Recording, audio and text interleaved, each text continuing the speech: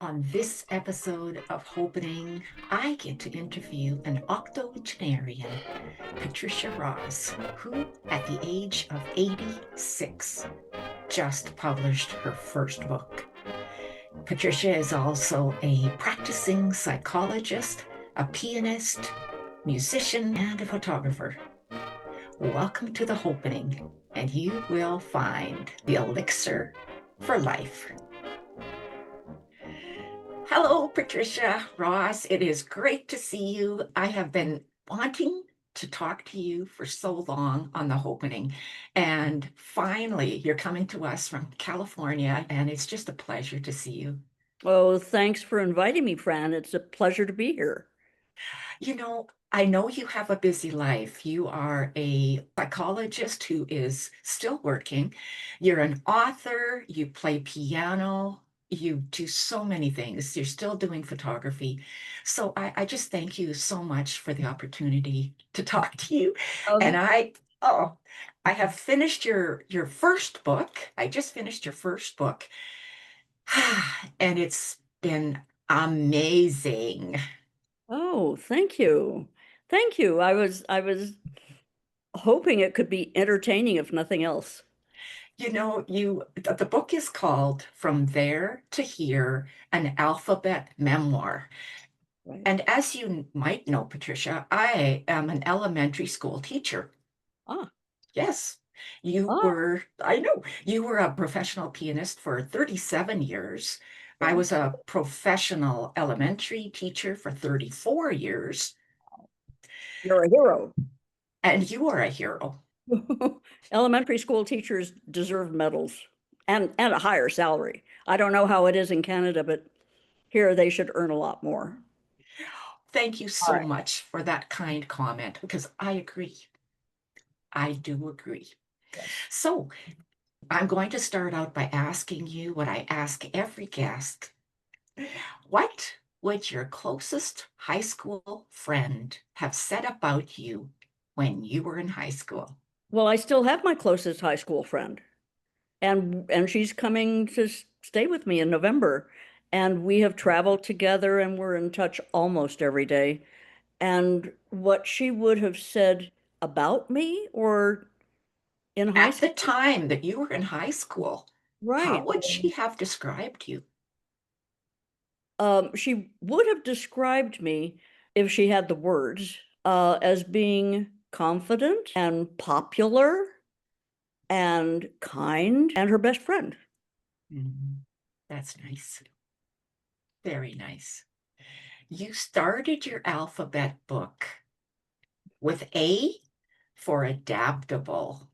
Yeah. So why do you consider adaptable an appropriate start to your book? Well, as I say in that chapter, I had to adapt to my environment, which was not always welcoming, was not always loving. Although I was loved by both of my parents, but my father was a rageaholic at times, and then he could be very loving. It was very confusing to me, but I was terrified of him because he was larger than life. He was a tenor. He was a an opera singer, and very narcissistic. But he was also bipolar, undiagnosed, and I found that out much later in my adulthood. My mother told me. So he was up and down, and I lived in fear. So I kept trying to figure out how to be that would not get me in trouble, that would not get me hit. And I was spanked pretty regularly and chased around and yelled at a lot.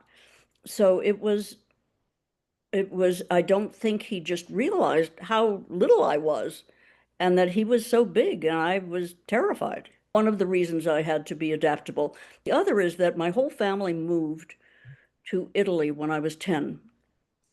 And it was not that long after the end of the war, the Second World War. It was 1948, and much of Italy was still bombed out, and it was cold and dark and strange smells. And I was very, very, very homesick for fifth grade in LA. And I had just started making some good friends and establishing myself socially in fifth grade. And suddenly I was thrust into this environment where I didn't speak the language. Everything was strange.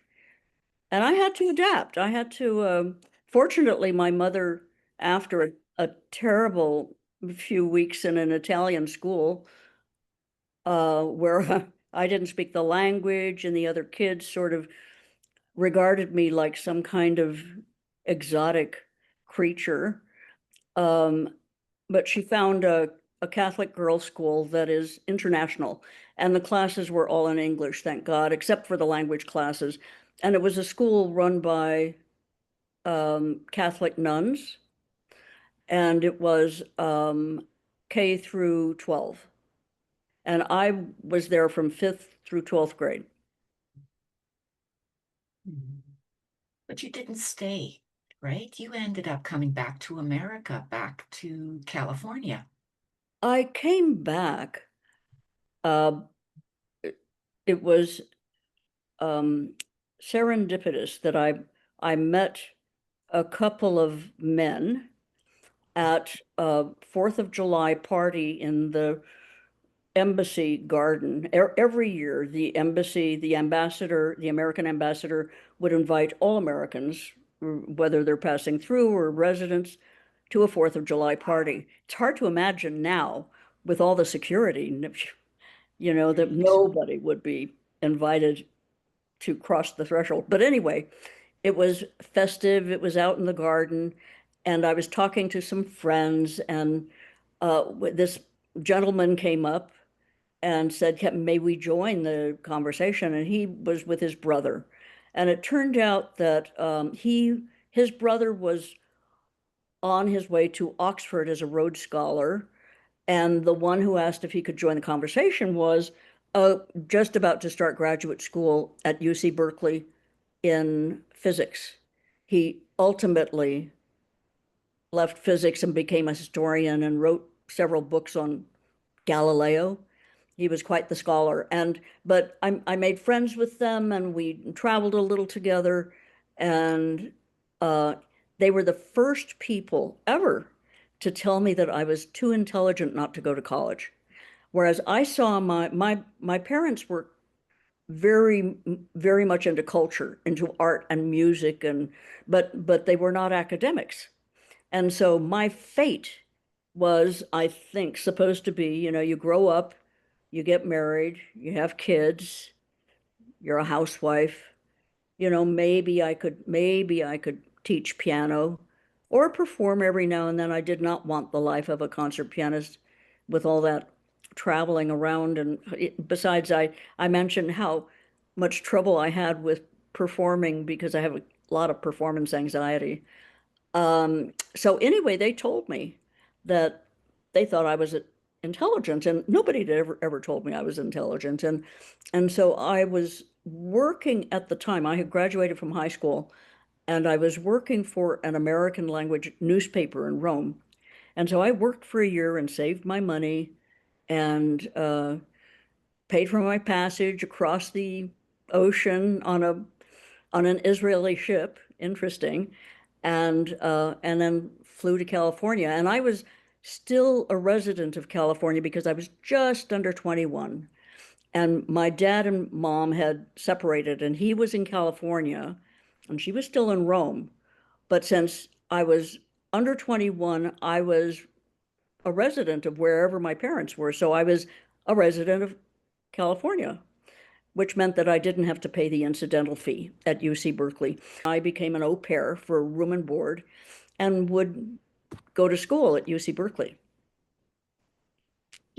It's quite interesting how that all worked out because you started out as being a writer with this newspaper in Rome, and you kind of came full circle. But we'll come to that full circle later because there's so much more in between that in your life that it's so fascinating because you start with adaptable and you were super adaptable. But then B is for booze. Yeah, right. Played a big part in my life. So what happened Um, there? well, a lot of it is genetic. They call it the Irish virus, right? But I started drinking when I was around 16, and of course there was no minimum age for drinking in Rome. I mean, teenagers, you know, children could drink wine. And so I started drinking when I became social in high school. And we had lots of parties and lots of open houses and sometimes in embassies because I went to school with the daughters of ambassadors and other notables. And to handle the anxiety, I started drinking.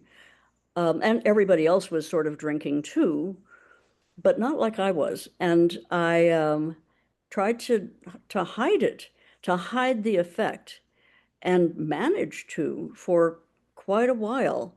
I mean, I could be in an alcoholic blackout and walking and talking, and nobody knew I was drunk. So I had a few good years of drinking, of my drinking career, and but it caught up with me, and it was I kept going on the wagon, and if I knew nothing about alcoholism at that time, and um, when I went to UC Berkeley, I was talk about anxiety. I had culture shock again. I mean, it's like coming back from Italy, and then this was 1959. And so I drank every single weekend, and I even had a bottle in my closet in my room with the family where I was, and they were drinkers. And so it was par for the course that I drank. Nothing was thought of it that I would drink on the weekends. So what um, slowed my drinking down a lot was I got pregnant, and so I was just so sick when I was first pregnant. I got pregnant, then I got married. And so I was very busy. I had two babies within 12 months, and I was up to my eyeballs in diapers. And so I was very busy, and I didn't drink a lot. But when I did drink, I still would get drunk. I couldn't stop. And that's the nature of the beast, is the inability to stop once you start. So I was married to my first husband for 18 years. And the last 5 years of that marriage, I quit. I just quit cold turkey. And of course, now I know a lot about alcoholism, and I know that when one starts using or drinking, that development stops. So I was still essentially 16, and but when I quit, I grew up more. And growing up those last 5 years, I realized that the marriage was not suitable for me. It was My husband was a good man and he was a good father, but he really wanted a stay-at-home cookie baking wife. And I guess I had ambitions and I wanted more. I didn't, I, I looked ahead at my life and I just saw myself languishing for the next 50 years. And I thought, this is not for me. And I became very interested in photography. And that's essentially what made me decide to leave that marriage. So when you left California, you went back to Italy again, Well, correct? I didn't do that until like a couple of years out of that marriage. I was Right. involved with a photographer um, that I had met at the Ansel Adams workshop. And I went to the Ansel Adams workshop. It wasn't an Ansel Adams workshop, it was a Friends of Photography workshop.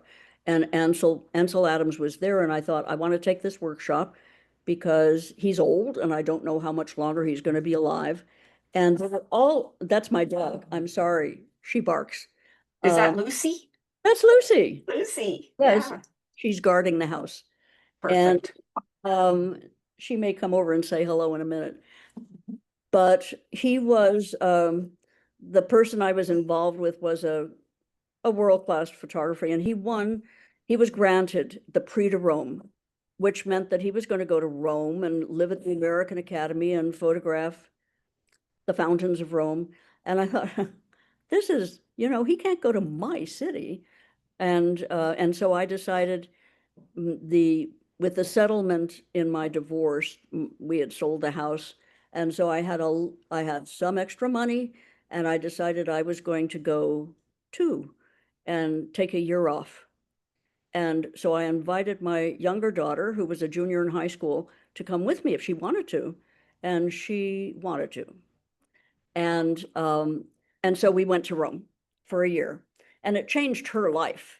It changed her life because she was so close in age to her sister. And her sister was a star in school from the very beginning.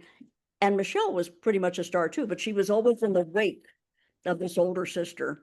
And so for the first time in her life, she had me to herself, away from her father and her sister. And I found out much later, when my firstborn, Leslie, was an adult, that she really was hurt that I didn't invite her too. But she was just matriculating at UCBerkeley, and it never occurred to me, but she did come to visit us while we were there.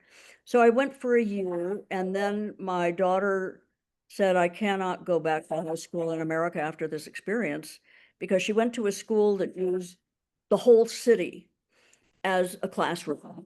And she knew all the relative merits of Borromini and Bernini and where to find all the Caravaggios. And I mean, it was a wonderful school. And so she had to work it out, because I had to come back to the US to avoid bankruptcy. And so she found a job as an au pair with an Italian family, two boys. And the school consisted of 3 core teachers. And it was like 13 juniors and seniors of different nationalities. And the core teachers looked after her and made sure she was okay.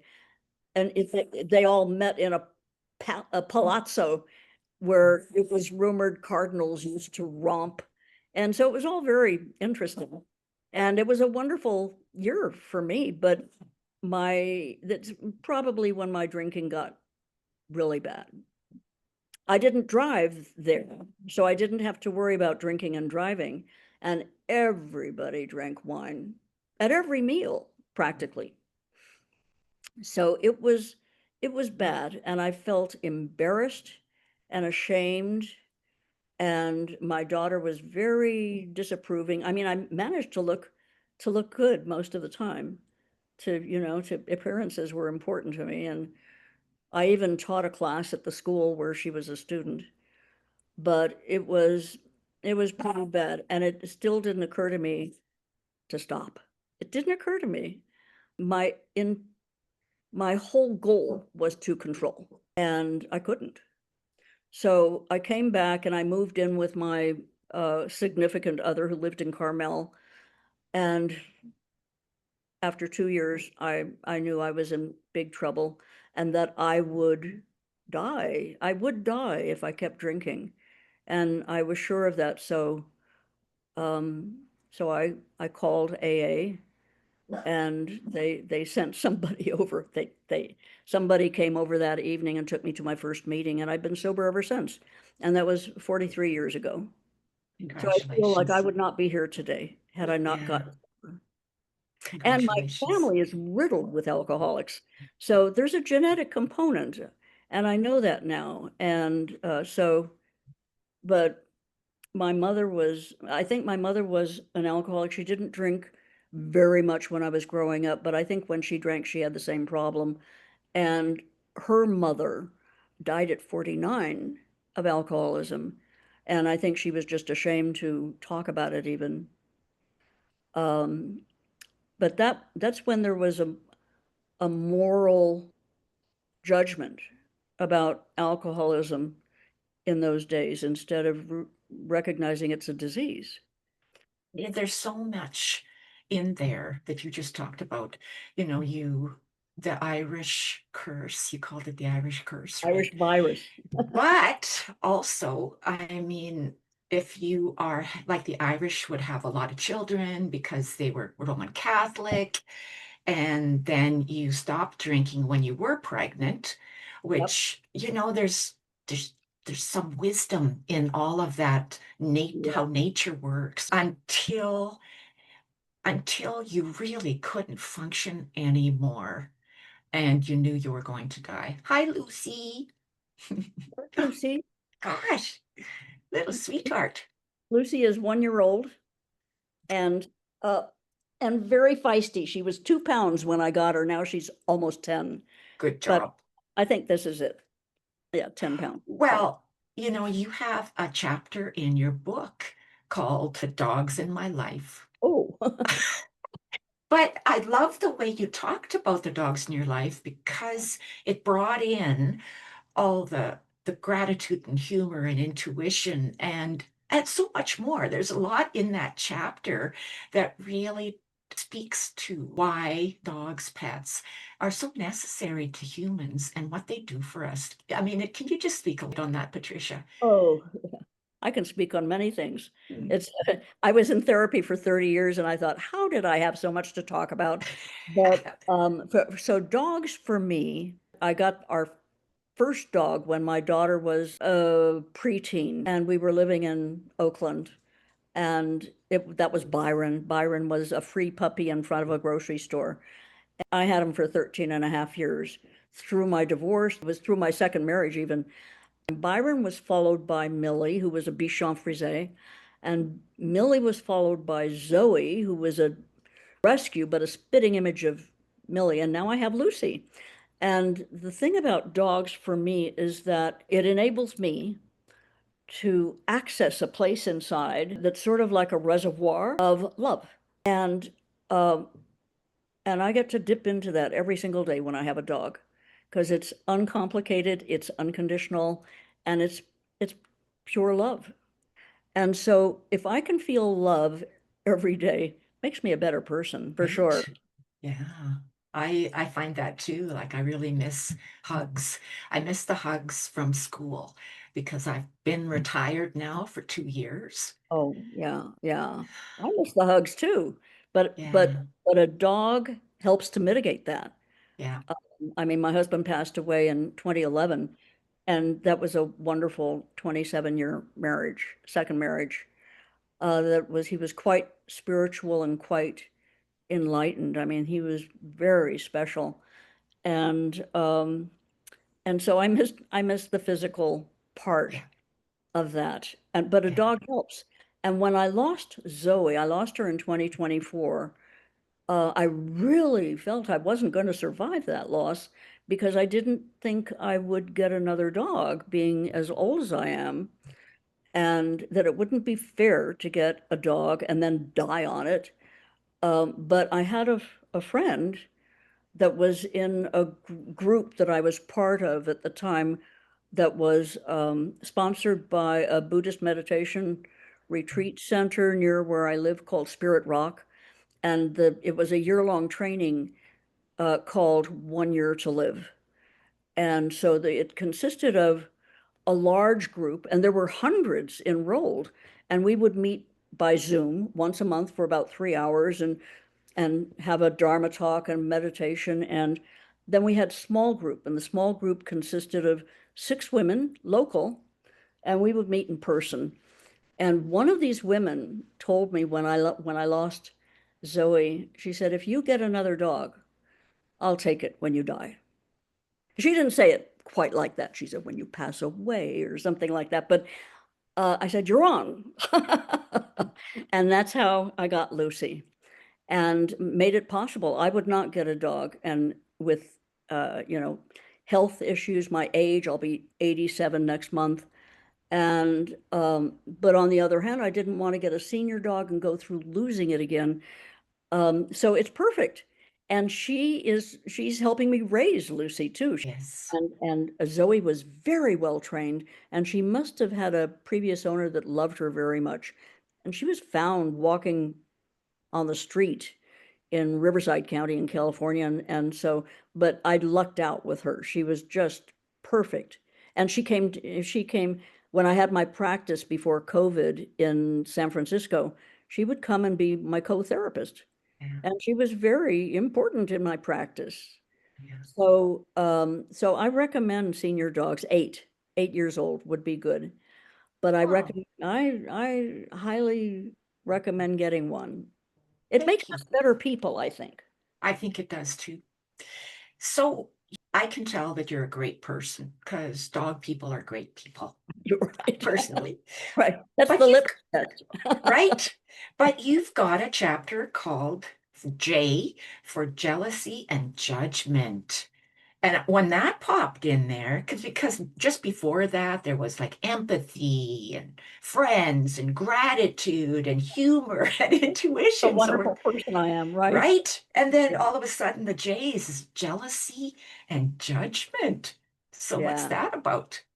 Oh, well, I'm not perfect. So, surprise, surprise. But I'm not as imperfect as I used to be. However, yeah, those were feelings. I mean, the feelings of jealousy go all the way back to sibling, sibling stuff.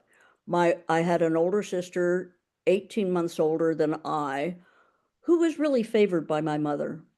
And I was so jealous of her because my mother, even though she was a distant person and narcissistic in her own way, was the safe one.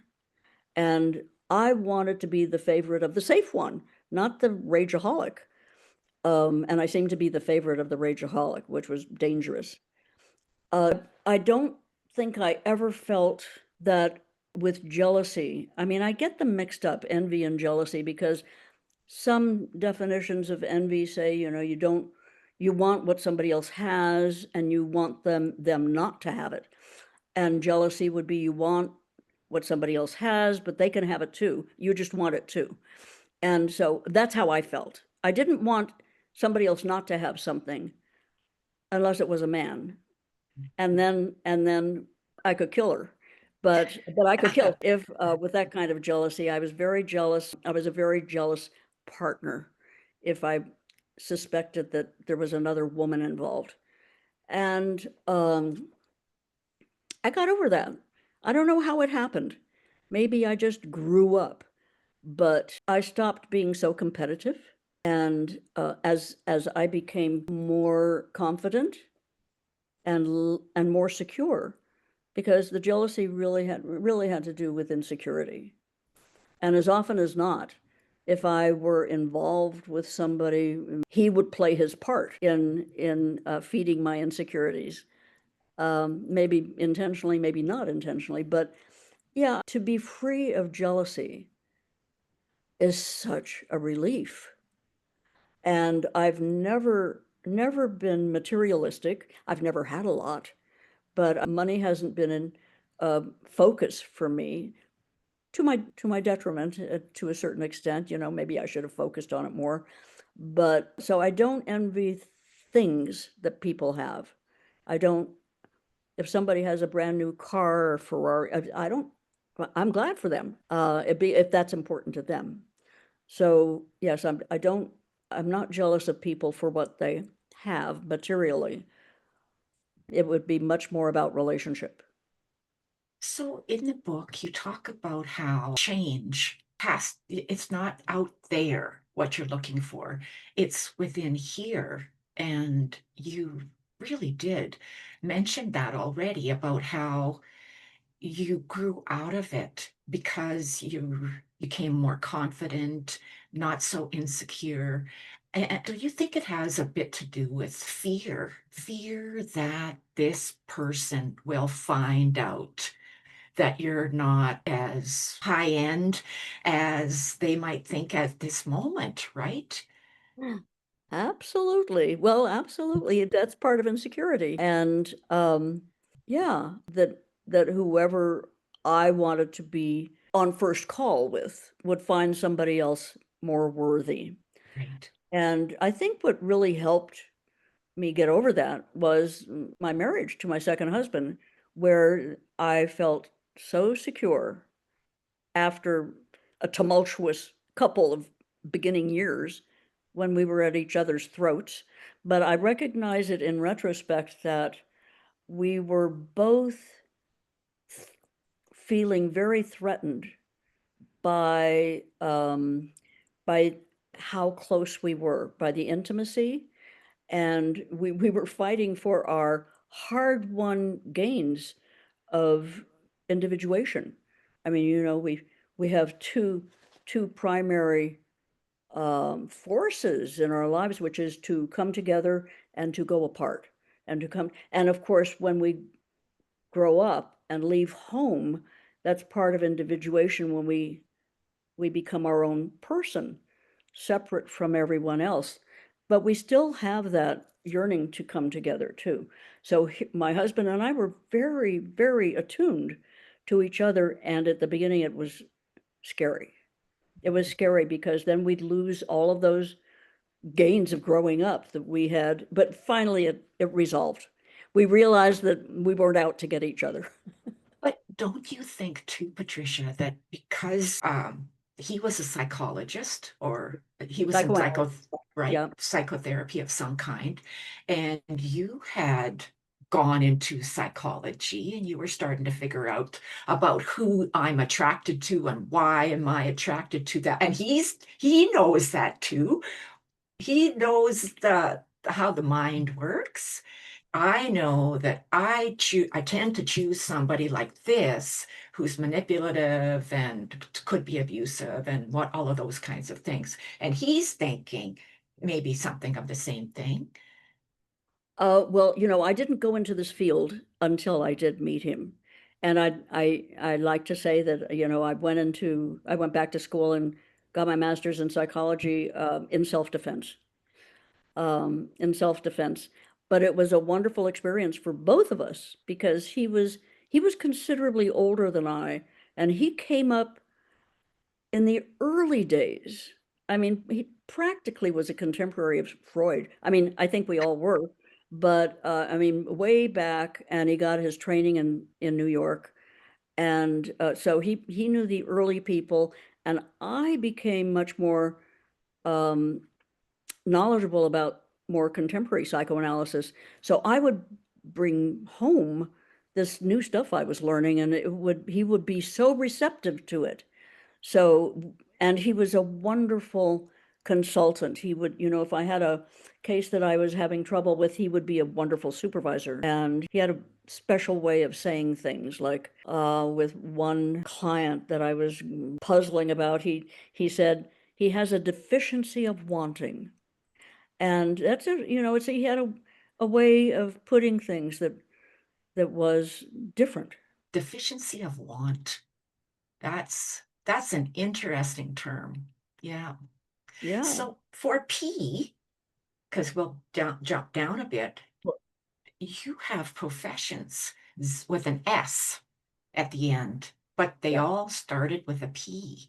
So can you briefly talk about the first profession lasted right up until now? Well, I still play, but I don't teach. I haven't taught piano for 30 years now, but I taught for 36 years.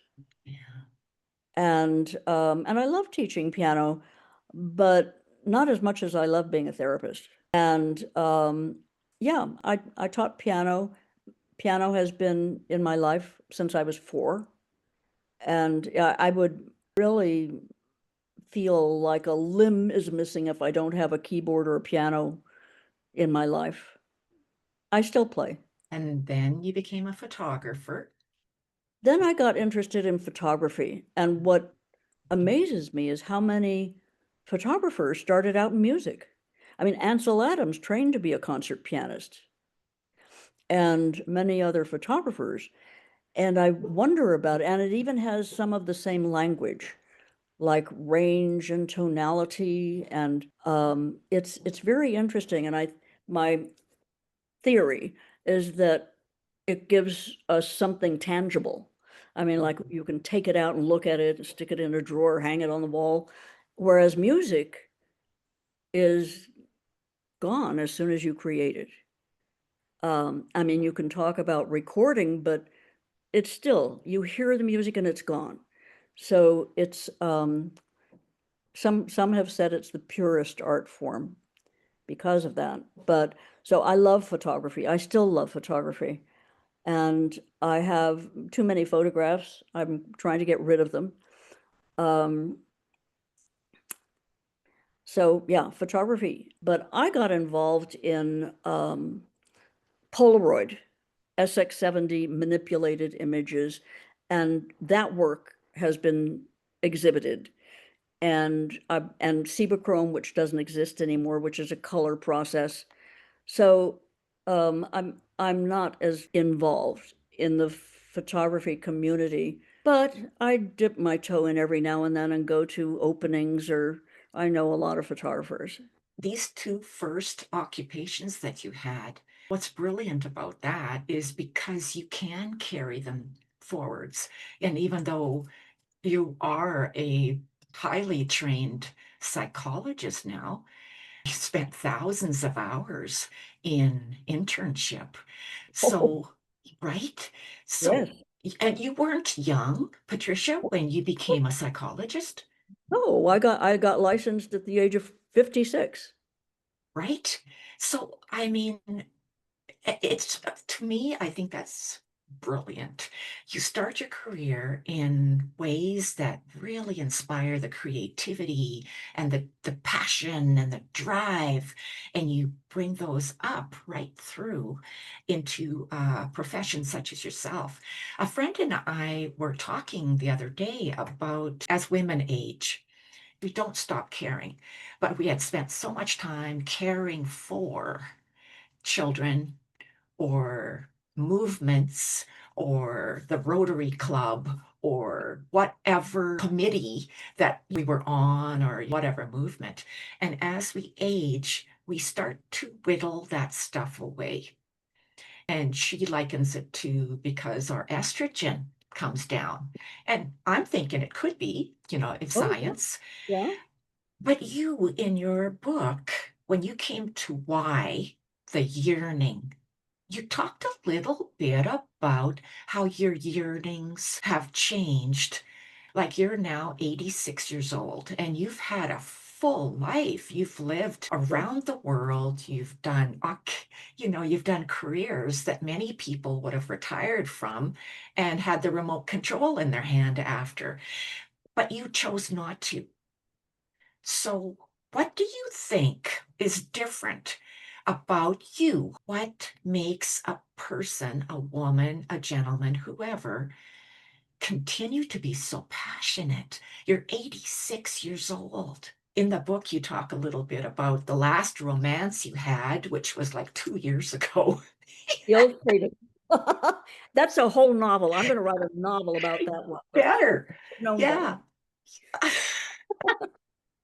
But what is the difference? Where, if we could market that and put it in a bottle and, we could call it the elixir of life, Patricia, Uh, what would I it will be? I will tell you. It's such a good question, and thanks for asking. I think it will be in the next book, and it's something that I posted on. Do these videos go on Substack? Do Not you? yet, but we could do that.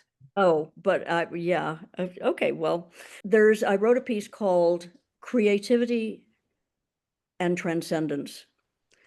And I've been very curious about creativity because I feel best when I'm creating, when I'm in touch with my creative side, whether it's taking care of children or making a photograph or playing a piece on the piano or sitting with a client.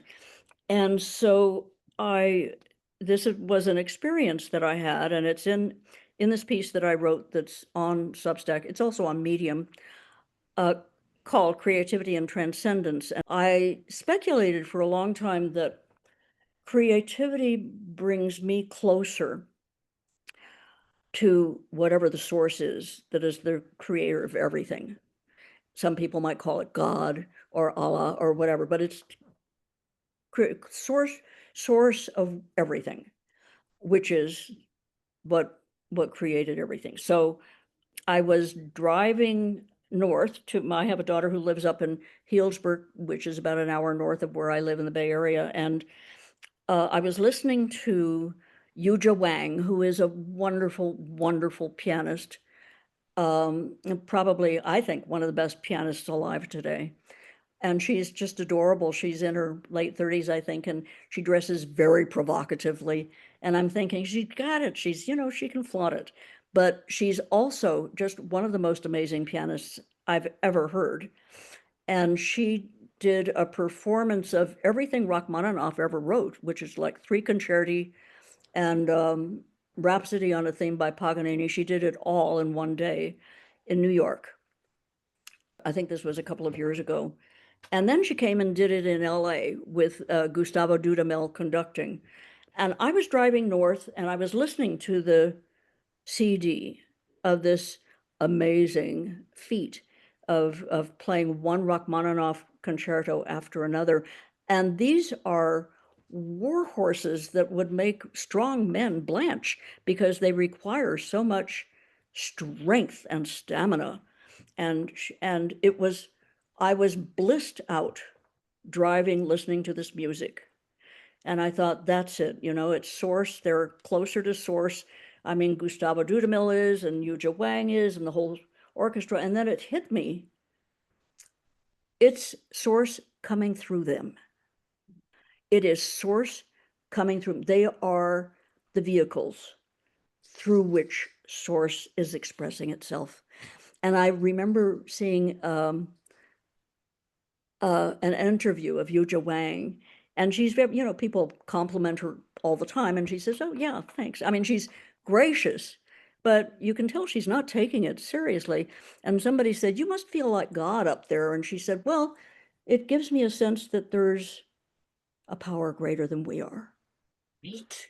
And I knew that she had discovered the secret, which was she gets out of her own way. When she performs, it's not about her. It's not about her. I mean, she does the footwork. She put in her 10,000 plus hours so that she can do what she does.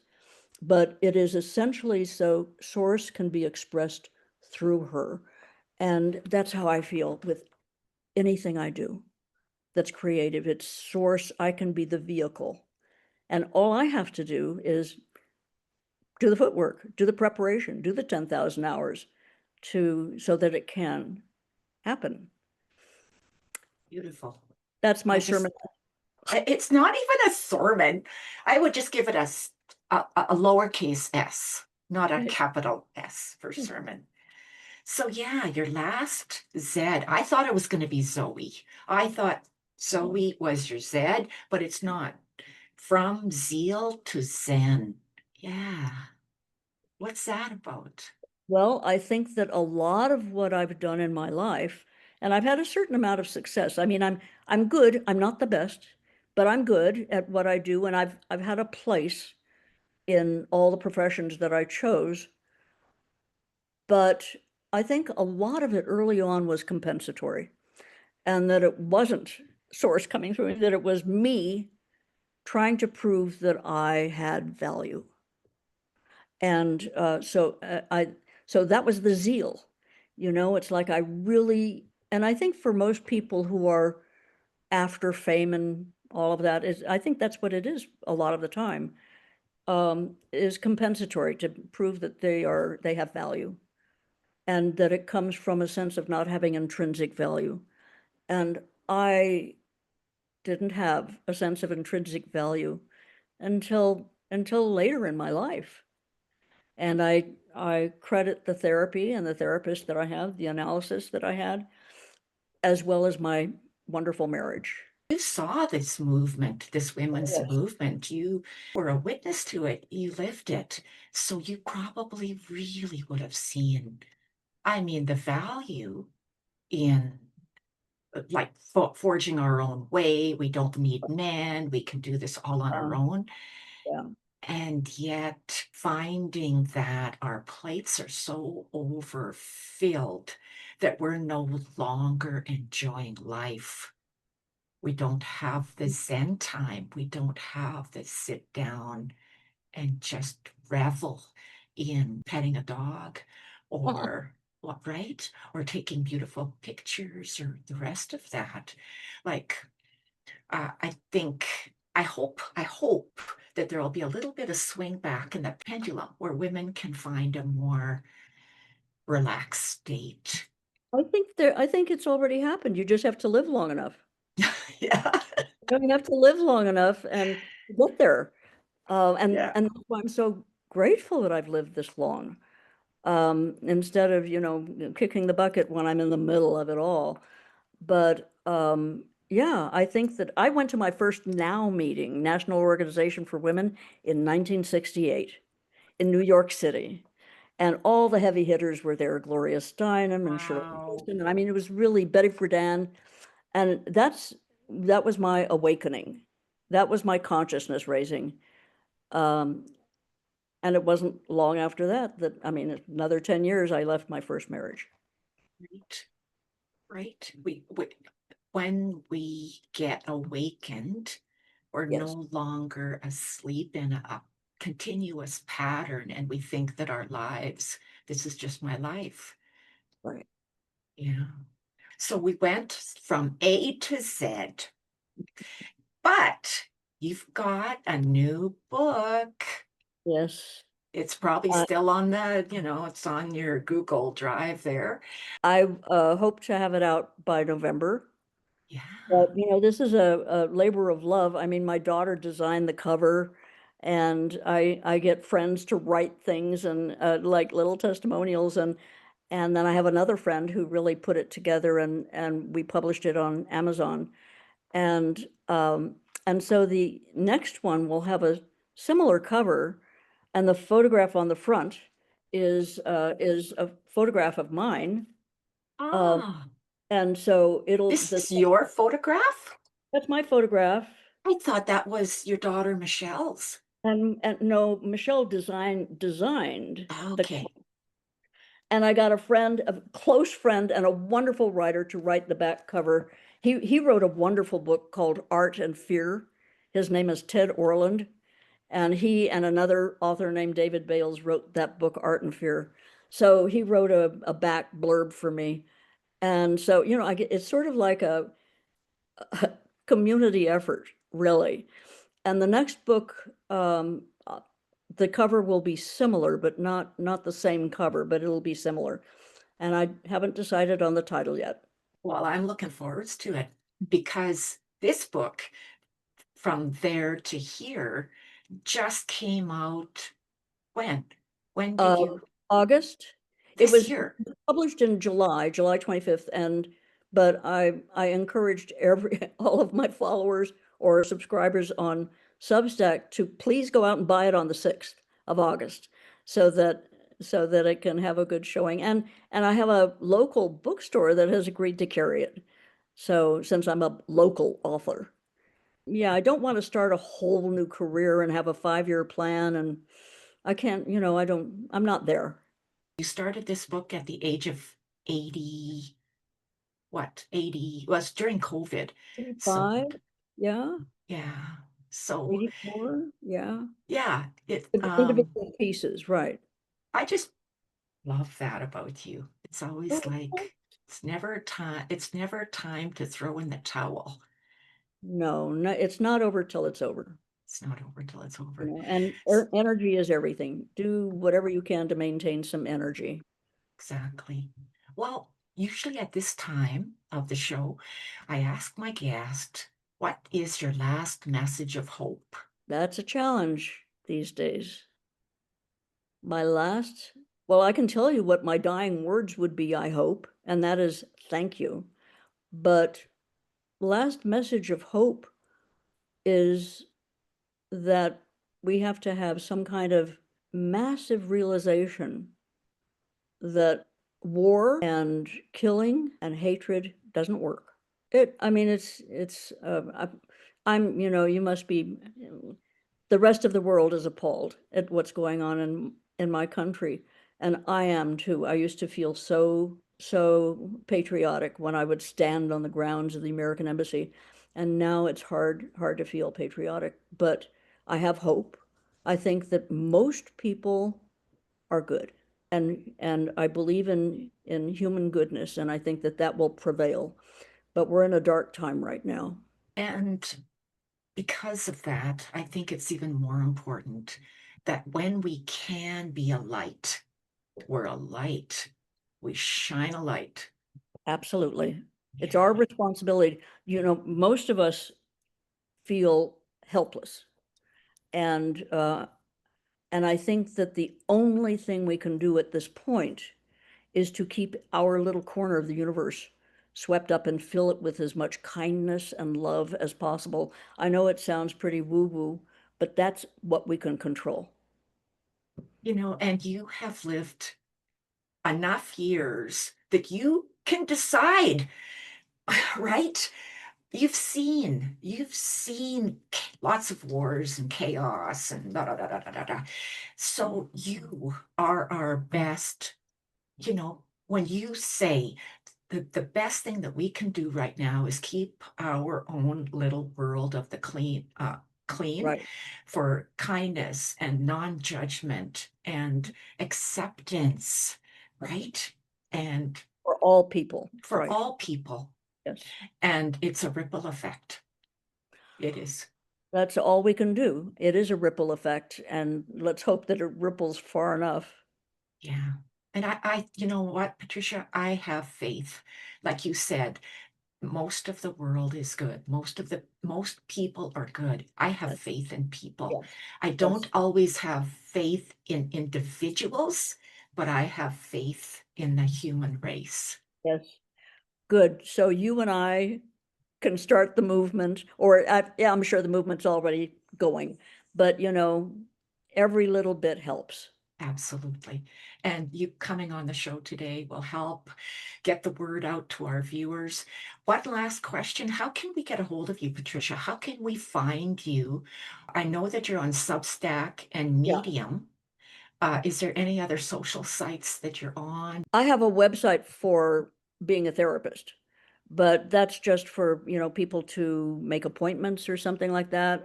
And what I offer, I don't have a website for being a writer because I didn't think of, making a whole different career at this point. I might think of it, but it's not that important to me. I am on Facebook, and but I'm not very involved in social media. But my Substack niche is called From There to Here. I'm still a member of Medium, but I think if one enters my name, you can find my niche. Whereas Substack, you name your niche. It's either your name, but nobody knows my name. I'll just say From There to Here, and that'll Okay. be whatever. Yeah. And I will put it in the show notes as well Oh, so thanks. that we can find And, you. and this show is posted where? Where do you post your show? I have my own website. It'll be Ah, on inspired healing hypnotherapy, but it will also be on my Facebook. My ah, Facebook page is called Hopenning, and thanks. it'll be wherever I can put it, Patricia, because we all Okay. deserve to hear you. Oh, well, thank you so much, Fran. I've enjoyed it, Me too.